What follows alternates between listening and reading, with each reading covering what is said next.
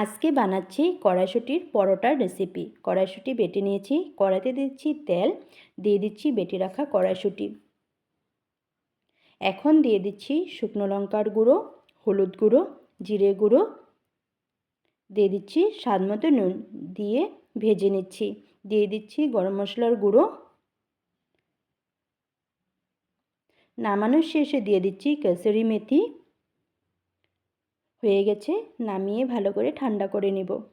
এখানে নিয়ে নিচ্ছি আটা, দিয়ে দিচ্ছি স্বাদ মতো নুন, তেল, জল দিয়ে ভালো করে মেখে নিব। মাখা হয়ে গেছে, পরোটা বেলে নিচ্ছি।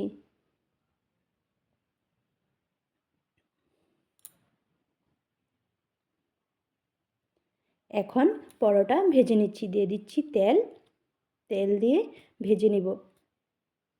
হয়ে গেছে, নামিয়ে নিচ্ছি।